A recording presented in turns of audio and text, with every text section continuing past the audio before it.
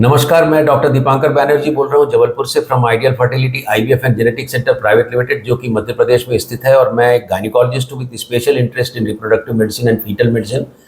हम regular IVF, infertility का इलाज, मेल इनफर्टिलिटी का इलाज और गर्भस्थ शिशु के जेनेटिक रोगों की आइडेंटिफिकेशन और उनको रोकथाम के लिए बहुत प्रयास करते हैं। हमारे पास में एक बहुत एडवांस जेनेटिक लैब है, हमारे पास में बहुत अच्छी एम्ब्रियोलॉजी लैब है, आप भ्रूण की भी जांच कर सकते हैं। ये हमारा साप्ताहिक प्रोग्राम है जिसको लेके हम यूट्यूब कमेंट से क्वेश्चंस लेके उनको जवाब देने का प्रयास करते हैं। मैं देवेंद्र जी से अनुरोध करता हूँ, please go head with the balance rest of the questions. मुझे सीवियर एंडोमेट्रियोसिस है, तो क्या सर्जरी करवाऊं या आईवीएफ प्रेग्नेंट होने के लिए?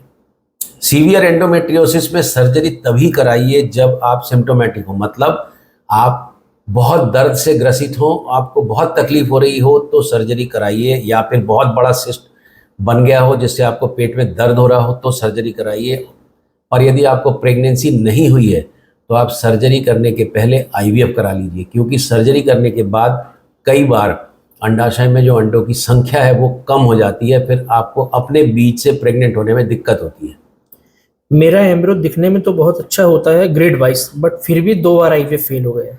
ये प्रॉब्लम हमारे पास भी होती है, ये प्रॉब्लम हर आईवीएफ सेंटर में होती है कि ब्लास्टोसिस्ट दिखता बहुत अच्छा है। उसी के लिए ऐसे केसेस में हम एनआईपीजीटी या फिर पीजीटी एडवाइस करते हैं। ऑल्दो पीजीटी एक कोई 100% ये नहीं है कि बच्चा हो ही जाएगा, और यदि उसमें एन्यूप्लॉइडी नहीं है तो हो ही जाएगा, बट यदि एन्यूप्लॉइडी या फिर क्रोमोसोमल डिफेक्ट नहीं है तो आपको आइडेंटिफाई कर सकते हैं कि कोई दूसरा कारण तो नहीं है जिसके कारण प्रेगनेंसी नहीं हो रही। इसलिए रिकरेंट इम्प्लांटेशन फेलियर में आप पीजीटी, जो एन्यूप्लॉइडी वाला पीजीटी ए या फिर एनआईपीजीटी कराइए, और एनआईसीएस बोलते हैं उसको। और दूसरा, यदि कोशिश करें तो एक एरा भी करा लीजिए। ये दोनों एंडोमेट्रियम और भ्रूण की जांच कराने से काफ़ी फायदा होता है। 3 बार आईवीएफ फेल हुआ है, अभी भी फ्रोजन एम्ब्रियो रखे हैं, तो क्या न्यू आईवीएफ कराना चाहिए या कुछ नई टेक्निक करना चाहिए टेक ट्रांसफर के पहले, क्योंकि सारे एम्ब्रियो एक ही जैसे थे?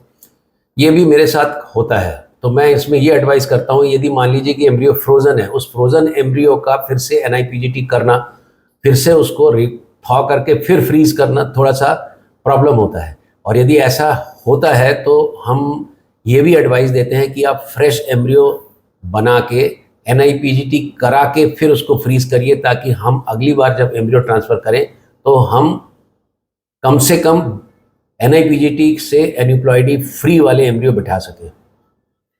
मेरा एम्ब्रियो डे 3 में ही अरेस्ट हो जाता है, ऐसा 2 बार हुआ, क्या डे 2 ट्रांसफर कराना बेटर होगा?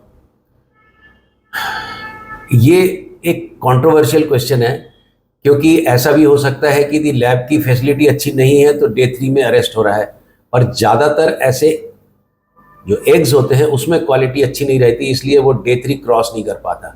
अब दिखने में अच्छा और डे 2 ट्रांसफ़र करा लेंगे, आप कोशिश कर सकते हैं, बट ये अधिकतर अंडे की प्रॉब्लम होती है जिसके कारण ये होता है। और दूसरा, लैब की कंडीशन कैसी है, जो बहुत इंपॉर्टेंट होती है कि उसमें पीएच कैसा चल रहा है, टेम्परेचर कैसा चल रहा है, एम्ब्रियोलॉजी का वर्किंग कैसा है, उसका क्वालिटी कंट्रोल कैसा है, क्योंकि ब्लास्टोसिस्ट बनाना आसान नहीं होता, आपको बहुत मेहनत लगती है और क्वालिटी कंट्रोल लगता है। जैसे हम रेगुलर, हमारी मैडम डॉक्टर रिंकू बैनर्जी और ईशानी जो मेहनत करती हैं अपने एम्ब्रियोलॉजी लैब के क्वालिटी कंट्रोल के लिए, तब जाके अच्छे एम्ब्रियो बनते हैं। तो ये बहुत इंपॉर्टेंट होता है कि आप पहले ये देख लें कि आपके एग में प्रॉब्लम है कि आपके लैब में प्रॉब्लम है।